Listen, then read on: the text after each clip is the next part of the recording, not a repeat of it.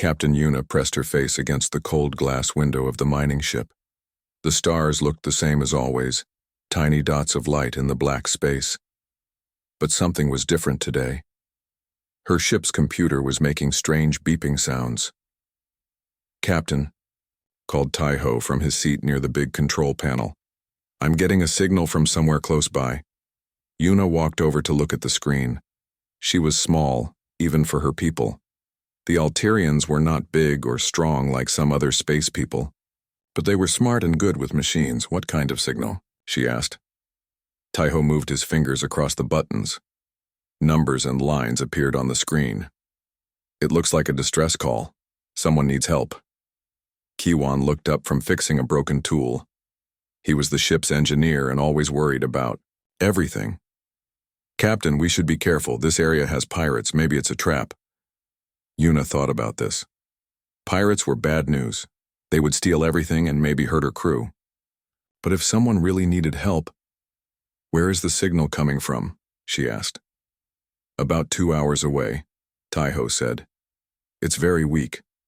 Whatever is sending it doesn't have much power left."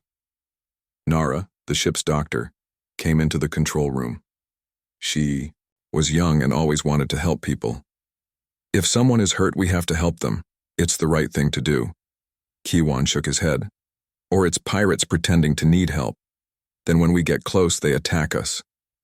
Yuna looked at each of her crew members. They had been together for 3 years mining rocks in space. They were like family now. She had to keep them safe. But she also knew that if someone was really in trouble, she could not just fly away. "We'll go look," she decided. "But we stay, ready to run if it looks dangerous." The mining ship Void Harvester was not fast, but it was strong. It had big machines for breaking apart space rocks and taking out the valuable metals inside. The ship turned toward the signal and started moving. 2 hours later, they found it. "There," Tai-Ho pointed at the screen. "It's an escape pod. Very small. Looks damaged." Yuna could see it through the window now. The pod was white and round, about the size of a small room. Parts of it were black and burned. It was spinning slowly in space. "Any life signs?" she asked Nara. Nara checked her medical scanner. "Yes, one person inside.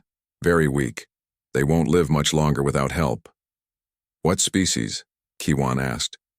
"The pod design looks strange. I've never seen anything like it." Tai-Ho tried to scan the pod with their computer. "I can't tell. The computer doesn't recognize this type of ship or the language on the outside." Yuna made her choice. "Bring it into our cargo bay. Nara, get ready to help whoever is inside." It took 30 minutes to carefully pull the escape pod into their ship. When the cargo bay doors closed and air filled the space, Yuna and her crew walked over to look at the pod up close. The writing on the outside was in symbols none of them had seen before. The metal was strong, but damaged from weapons fire. "Definitely attacked by pirates," Kiwan said, looking at the burn marks. Nara found the door controls and pressed them. With a soft sound, the pod opened.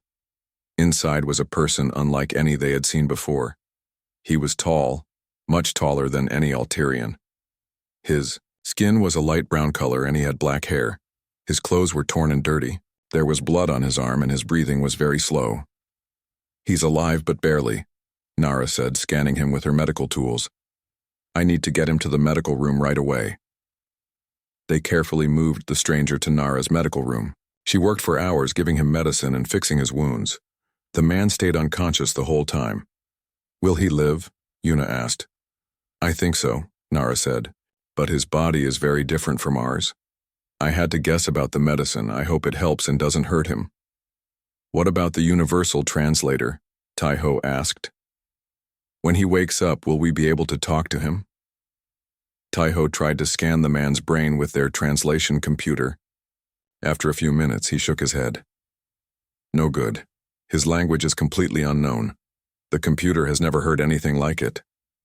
For 2 days, the stranger slept. Nara watched him carefully. Sometimes he would move or make sounds, but he did not wake up. On the 3rd day, his eyes opened. Yuna was in the medical room when it happened. The man looked around with confusion and fear.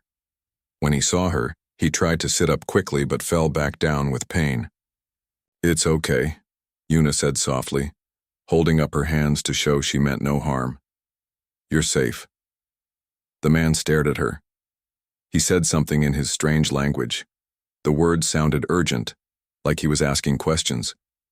Yuna tried the universal translator, but it just made noise and gave up. She pointed to herself and said clearly, "Yuna." The man seemed to understand. He pointed to himself and said, "Do-Hyun." For the next hour, they tried to communicate. Do-Hyun, that was his name, seemed to realize he was on an alien ship, but instead of being scared, he looked grateful. He kept pointing to Yuna and her crew and saying what sounded like "thank you" in his language. Kiwon brought food and water. Do-Hyun was very careful at first, but when he saw the Alterians eating the same food, he tried it. He seemed surprised that it tasted good. Using hand signals and simple pictures, Do-Hyun tried to tell them what happened. He drew pictures of ships fighting. He showed pirates attacking his ship and how he escaped in the pod. Nara showed him pictures of different body parts and asked if they hurt. Do-Hyun pointed to his arm and his head. She gave him more medicine and he seemed to feel better. That evening, as Yuna sat with Do-Hyun in the medical room, she wondered what to do next. They couldn't talk to each other properly. They didn't know where he came from or how to get him home. But looking at this strange person from somewhere far away, she felt something she hadn't expected. Even though he was different, bigger and stronger than her people, there was something in his eyes that looked familiar. When he looked at her crew, she could see he was grateful. When Nara helped him with his pain, he was gentle and patient. Maybe different people from different worlds weren't so different after all. "We'll figure this out," she told him, even though she knew he couldn't understand her words. But maybe he understood her tone because Do-Hyun smiled and nodded. Neither of them knew that this meeting would change everything, not just for them, but for both their worlds and many others. Sometimes the most important moments start small, with one person helping another person in need. The mining ship continued through space, carrying its unexpected passenger toward a future none of them could imagine. 3 weeks passed since they found Do-Hyun. The human was getting stronger every day. His wounds were healing well, and he could walk around the ship without help. The most amazing thing was how fast he learned. Taeho worked with him every day, on language. They started with simple words, water, food, yes, no. But Do-Hyun picked up new words very quickly. Soon he could say basic sentences in their language. "Do-Hyun learned fast," Nara said to Captain Yuna. "Faster than any person I know." "His people must be very smart," Yuna replied. She was watching Do-Hyun through the window. He was in the engine room with Kiwon, looking at their mining machines. What surprised everyone was how interested Do-Hyun was in their work.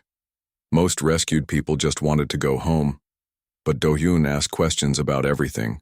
How did their engines work? How did they find metals in space rocks? How did their computers think? Kiwon was worried at first. "Maybe he wants to steal our secrets," he told Yuna. But after watching Do-Hyun for days, Kiwon changed his mind. The human wasn't trying to steal anything. He was trying to help. "Look at this," Kiwon said, showing Yuna a drawing. Do-Hyun made this picture of our rock crusher. He thinks we can make it work better. The drawing showed their machine with some changes. Do-Hyun had drawn new parts that could make the crusher break rocks faster. "Can we build what he drew?"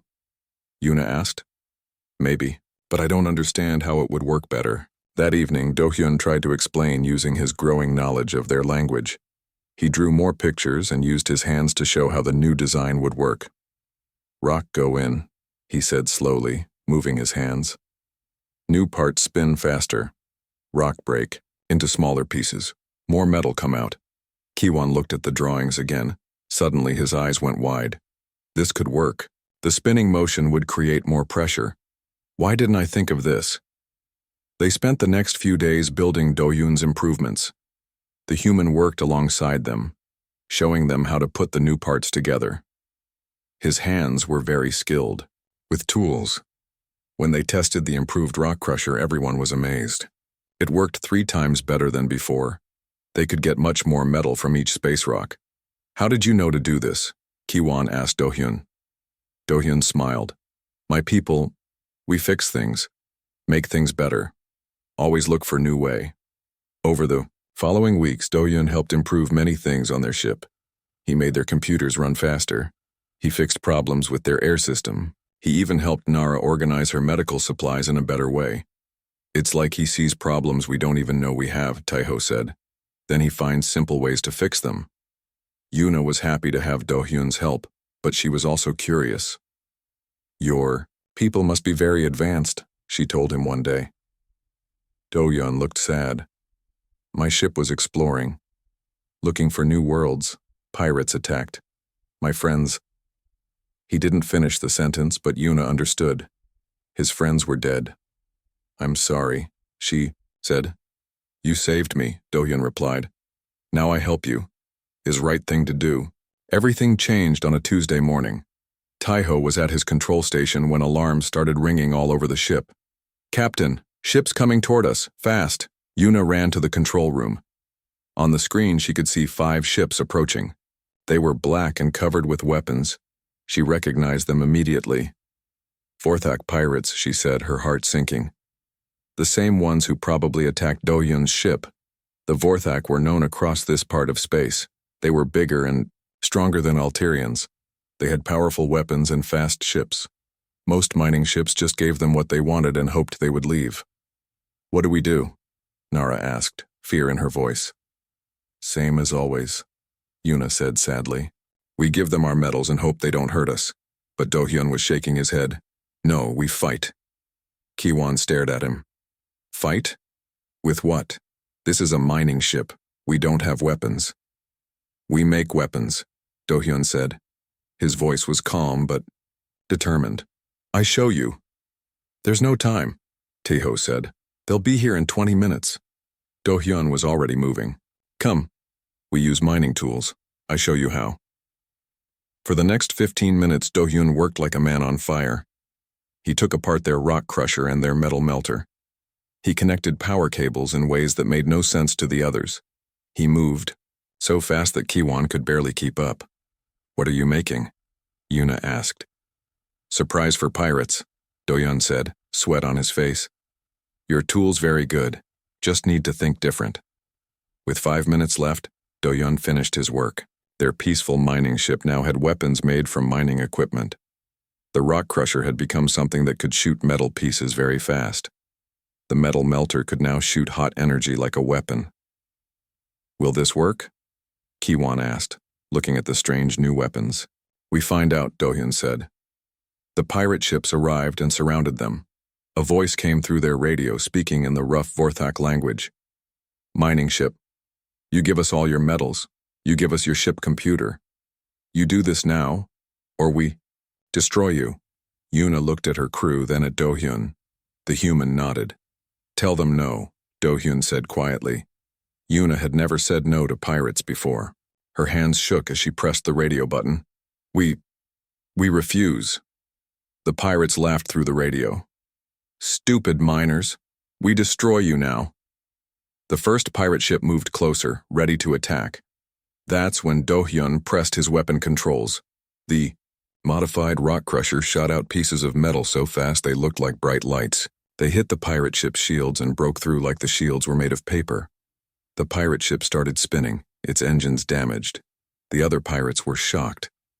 How do miners have weapons? One of them shouted through radio. Do-hyun didn't answer. He fired the metal melter. Hot energy hit the second pirate ship, burning holes in its side. The ship had to retreat quickly. Impossible, the pirate leader screamed. Attack them all at once. The remaining 3 pirate ships attacked, together, firing all their weapons. But Do-hyun had thought of this too. He had connected their mining shields to work better, spreading the protection around their whole ship. For 10 minutes, there was a battle like none of them had ever seen. Do-hyun moved their ship in ways that seemed impossible, dodging pirate weapons while firing back with mining tools turned into weapons. One by one, the pirate ships were damaged so badly they had to run away. The last ship sent a message before it left. This is not over, miners. We will remember you. When the pirates were gone, the ship was very quiet. Everyone stared at Do-hyun. How? Ki-won asked. How did you do that? Do-hyun looked tired, but satisfied. Your tool's very good. Pirates think miners weak, they wrong. Sometimes peaceful people strongest when they have to fight. Yuna realized something important had just happened. Her small mining ship had defeated 5 pirate ships. Other miners would hear about this. Maybe they wouldn't have to be afraid of pirates anymore. Thank you, she told Do-hyun. You saved us. Do-hyun smiled. You saved me first. Now we even. But Yuna knew they weren't even. What Do-hyun had done was amazing. He had turned their simple mining tools into powerful weapons in just 15 minutes. He had outfought experienced pirates using nothing but creativity and courage. What kind of people were humans, she wondered, if one of them could do this? She was starting to think that rescuing Do-hyun might be the most important thing she had ever done. Not just for him, but for all of them. Captain Yuna's ship arrived at New Seren 2 weeks after the pirate fight. New Seren was the home world of the Alterian people, a beautiful planet with blue oceans and green forests. Do-hyun stood at the window, looking down at the planet as they flew toward the surface. Very beautiful, he said. His language skills were much better now. Wait until you see our cities, Nara said, smiling. She was excited to show Do-hyun her home. The spaceport was busy with ships coming and going. When they landed, many people came to see the famous mining ship that had fought off pirates. Word had spread quickly across Alterian space. Elder Minho was waiting for them. He was the leader of the Alterian Council and a very important person. He was old and wise with kind eyes. Captain Yuna, he said, we have heard amazing stories about your journey. Is it true that you defeated 5 Vorthok ships? It wasn't me, Yuna said honestly. It was our guest. She gestured to Do-hyun, who bowed politely. Elder Minho looked at the tall human with interest. So you are the one who turned mining tools into weapons. Very clever. Do-hyun bowed again. I only helped friends who saved my life. Over the next few days, Do-hyun met many Alterian leaders. He told them about the pirate attack and showed them how he had modified their equipment. The engineers were amazed by his ideas, but the most important meeting was with the full Alterian Council. 12 leaders sat around a large table in the government building. Do-hyun sat with Yuna and her crew. We want to help you return to your people, Elder Minho said. But we need to know where they are. Do-hyun pulled out a small device from his pocket. It was something he had saved from his escape pod. When he pressed buttons on it, it showed a map of stars. This is where Earth is, he said, pointing to a spot on the map. My home world. The Alterian scientists studied the map carefully. After a long time, one of them looked up with a sad expression. This is very far away, she said, beyond the edge of known space. It would take our ships many years to get there. Do-hyun's face fell. He had hoped it would be closer. Counselor Gina, a younger woman with sharp eyes, leaned forward. This human has given us valuable knowledge. His weapon designs, his improvements to our machines. We should study these things more before we let him go. You want to keep him here? Yuna asked, surprised. Not as a prisoner, Gina said quickly. As a teacher. Think of what we could learn from his people's knowledge. Do-hyun understood what she was saying. You want me to share my people's secrets with you? Knowledge should be shared, Gina said. It would help both our peoples. But Elder Minho shook his head. No, this man helped our people because we helped him first. He owes us nothing. We owe him safe passage home. But Elder, another counselor said, the cost of building a ship that can travel so far, it would use resources we need for other things. The debate went on for hours. Some counselors thought it was too expensive to help one person. Others agreed with Gina that they should keep Do-hyun to learn from him. Finally, Elder Minho stood up. The room became quiet. I have made my decision, he said. We will build a ship to take this human home. Not because we hope to gain something from it, but because it is the right thing to do. But Elder, Gina protested.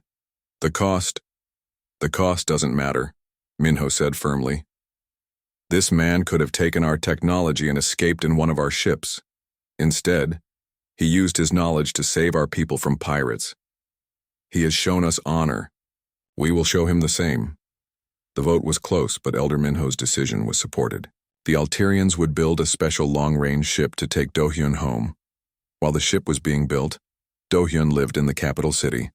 He was treated as an honored guest. Every day he worked with Alterian scientists and engineers, sharing ideas that helped both peoples. He helped them improve their medical machines, making them better at healing injuries. He showed them new ways to make their computer systems work faster. He even helped them design better shields for their ships. But Do-hyun also learned from the Alterians. He was amazed by their skill with energy systems and their peaceful way of solving problems. Your people are very wise, he told Yuna one evening as they walked through the city. You could have powerful weapons, but you choose to be peaceful. War brings only sadness, Yuna replied. We learned that long ago. My people have learned the same lesson, Do-hyun said, but we still remember how to fight when we must protect others. As the months passed, Do-hyun became sad. He missed his home world and wondered if he would ever see it again. Even though the Alterians were building a ship for him, Earth was so far away. Nara noticed his sadness. Are you worried about the journey? She asked. I'm worried I will never see my family again, Do-hyun said. And I'm worried about your people too. The Vorthak pirates are still out there. They will want revenge for what happened. His worry was right. Reports came in of increased pirate attacks on Alterian ships. The Vorthak were angry about their defeat and were taking it out on other miners. We should give them better weapons, Do-hyun suggested. I can show you how to make your ships stronger. But Counselor Gina was against this. If we arm our ships, we become like the pirates. Violence only leads to more violence. Sometimes violence is the only way to protect innocent people, Do-hyun said. I don't like fighting, but I will fight to protect those who cannot protect themselves. Elder Minho listened to both sides. Finally, he made another decision. We will give our captains the choice, he said. Those who want weapons can have them. Those who prefer to remain peaceful can do so. Many captains chose to have weapons. Using Do-hyun's designs, the Alterians began building better defenses for their ships. After 8 months, the special ship was ready. It was called the Harmony's Promise, and it was the most advanced ship the Alterians had ever built. It used both Alterian technology and ideas from Do-hyun. Captain Yuna would command the ship. Kiwon, Nara, and Taiho all volunteered to come on the long journey to Earth. You don't have to do this, Do-hyun told them. The journey will take many months. You will be far from home. You are our friend, Yuna said. Friends help friends get home. The night before they left, Elder Minho held a ceremony. The whole city came to see them off. Today we say goodbye to a friend, Minho said to the crowd. But we are not losing something. We are gaining something more valuable, the knowledge that there are good people among the stars, people who will help strangers in need. He turned to Do-hyun. You have shown us that different peoples can work together. You have made us stronger not just with your knowledge but with your example. Do-hyun bowed deeply. You saved my life when you didn't have to. You are building this ship when you don't have to. You are the ones who show what it means to be good people. As the Harmony's Promise lifted off the next morning, Do-hyun looked down at New Seren one last time. He had arrived as a stranger in need. He was leaving as a friend. But he wondered what would happen when they reached Earth. Would his people welcome the Alterians? Would they understand the debt of honor that had brought them across the galaxy? Soon, he would find out. The Harmony's Promise flew through hyperspace for 18 long months. The journey to Earth was unlike anything the Alterians had ever done before. They were going farther from home than any of their people had ever traveled. During the long trip, Do-hyun told them many stories about Earth and humanity. He talked about the blue oceans and white clouds, about cities full of millions of people, about the different cultures and languages on his world. Are all humans like you? Nara asked one day. They were sitting in the ship's common room sharing their evening meal. Do-hyun smiled. No, we are very different from each other. Some are tall, some are short. Our skin has many colors. We speak hundreds of different languages. But you all live on the same world? Taeho asked. How do you get along? Sometimes we don't, Do-hyun admitted. We have had many wars in our history, but we have learned that we are stronger when we work together than when we fight each other. Kiwon was most interested in human technology. Your people must be very advanced to build ships that can travel so far from home. We are good at making things, Do-hyun said. But we are still learning about many things. My ship was one of our first to explore this far from Earth. As the months passed, Do-hyun learned to speak Altarian language perfectly. He also learned more about their culture and their peaceful ways. Your people have something mine are still learning, he told Captain Yuna one day. What is that? How to solve problems without fighting first. Humans often try to fight our way out of trouble. You try to think your way out. Both ways have value, Yuna said. Thinking is better when there is time. Fighting is necessary when thinking is not enough. The ship's computer finally announced they were getting close to Earth's solar system. Everyone gathered on the bridge to see Do-hyun's home. There, Do-hyun said, pointing at a yellow star on the screen. That is our sun. Earth is the third planet. From it. As they got closer, Taeho picked up radio signals. Many ships near Earth, he reported. They're trying to talk to us. Earth Defense Fleet, Do-hyun said, reading the messages. They want to know who we are and what we want. Captain Yuna let Do-hyun answer. He spoke into the radio in his own language, the first time he had used it in almost 3 years. The response was immediate and excited. Soon, a small fleet of Earth ships surrounded them.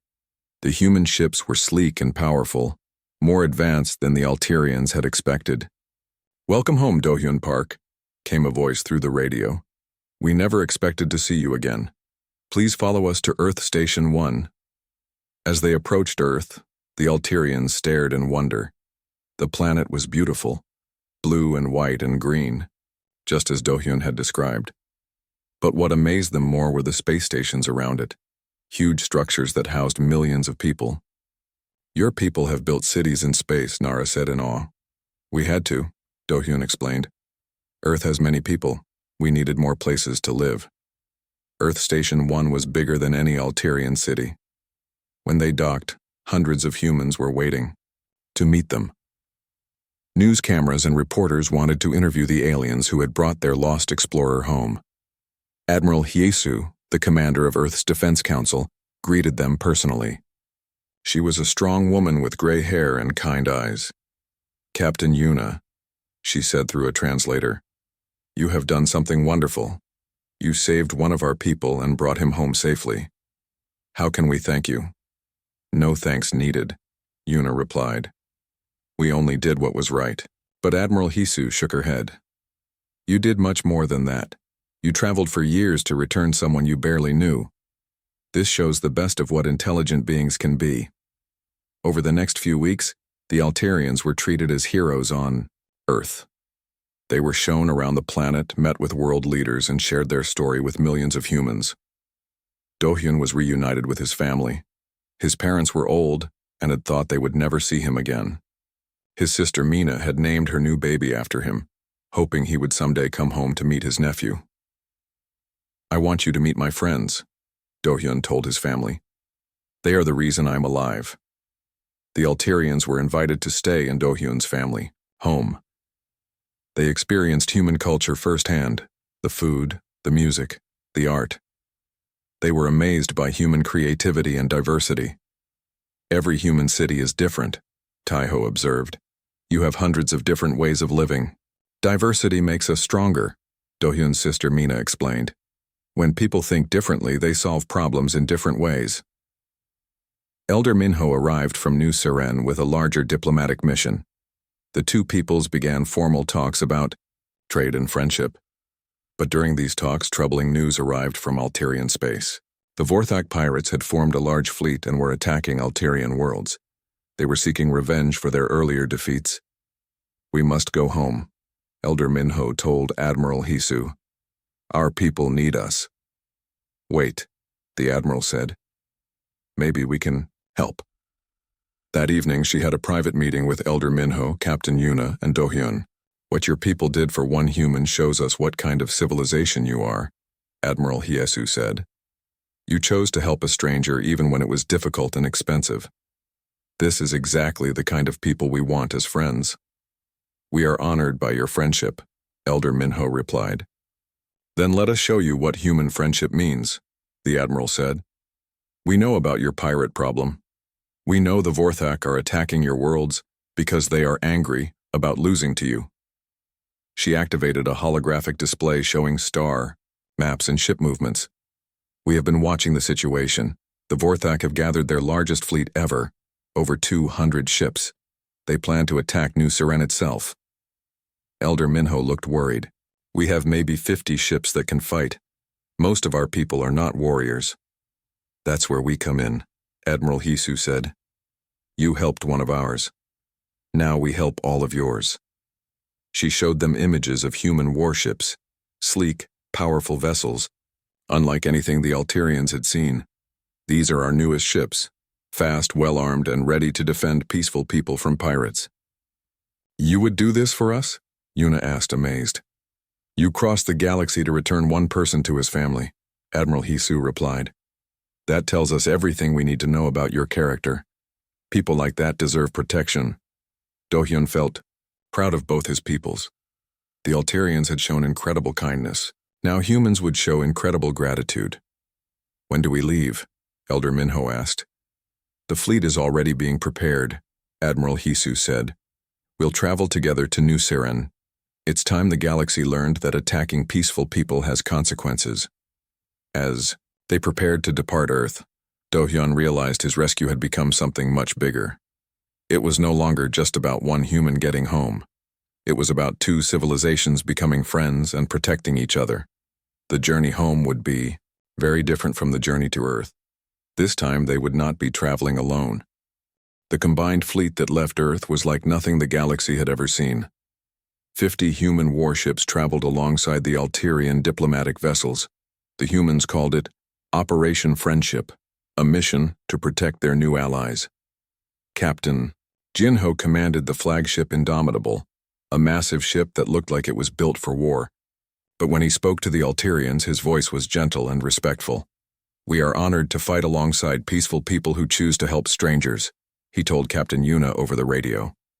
The journey back to New Seren took only 2 weeks. Human ships could travel much faster than Alterian ones.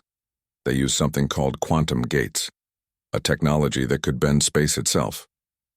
"How do your ships move so fast?" Kiwan asked Dohyun. "We learned to make space smaller," Dohyun explained. "Instead of traveling far, we make far become close." When they arrived at New Seren, they found the planet under attack. The Vorthak fleet was huge, over 200 pirate ships surrounding the beautiful world. They had already destroyed several space stations and were demanding that all Alterians surrender. "This is Warlord Grexus of the Vorthak Empire," came a rough voice over the radio. "Small people of New Seren, you have insulted us. You will give us everything you have or we will burn your world." Elder Minho was on the planet's surface coordinating the defense. The Alterian fleet had only 40 ships, and most were not built for fighting. "Grexus," Elder Minho replied, "we offer you the chance to leave peacefully. We do not want war." The warlord laughed. "You cannot fight us, weak ones. We have 5 ships for every one of yours. Surrender now." That's when Captain Jinho's voice cut through the communications. "Warlord Grexus, this is Captain Jinho of the Earth Defense Fleet. You are attacking our allies. Leave this system immediately." There was silence for a moment.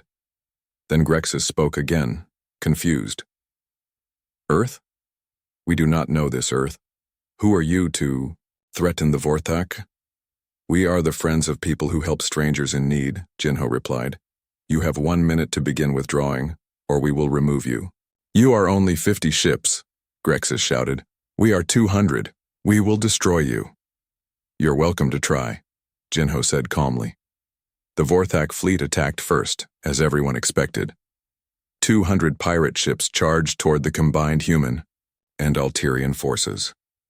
What happened next shocked everyone watching. The human ships moved unlike anything the galaxy had ever seen. They were so fast they seemed to teleport from place to place. Their weapons fired beams of energy that cut through pirate ships like knives through paper. In the first minute of battle, 20 Vorthak ships were destroyed. The human fleet had not lost a single vessel. Impossible, Grexis screamed. What kind of weapons are these? Captain Jinho answered while his ships continued their deadly dance through space. The weapons of people who will not let bullies hurt the innocent. The battle that followed was not really a battle at all. It was a demonstration of what happened when an advanced civilization decided to protect a peaceful one. Human ships used quantum gates to appear anywhere they wanted in the battle. Their shields were so strong that pirate weapons could barely scratch them. Their own weapons were precise and devastating, but the most amazing thing was how they fought. The humans didn't just attack randomly. They worked together like parts of a single machine, each ship knowing exactly what the others would do. Within 30 minutes, half the Vorthak fleet was destroyed or disabled. The rest were trying to escape. This is impossible, Grexis said, his voice now filled with fear. Who are you people? We are humans, Captain Jinho replied. We are the friends of the Alterians. Attack them, and you attack us. Remember that. The surviving Vorthak ships jumped to hyperspace, fleeing as fast as they could. The great pirate fleet that had terrorized this part of the galaxy was broken in less than an hour. On New Seren, crowds gathered in the streets to cheer.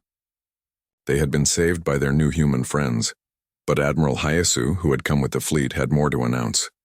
People of New Seren, she said, broadcasting to the entire planet. What happened here today is just the beginning. The Alterian people have shown us what it means to be truly civilized. You helped one of our people when you didn't have to. You spent your resources and time to bring him home safely. She paused, letting her words reach every person listening. In return, Earth officially declares the Alterian worlds to be under our protection. Any attack on your people is an attack on humanity.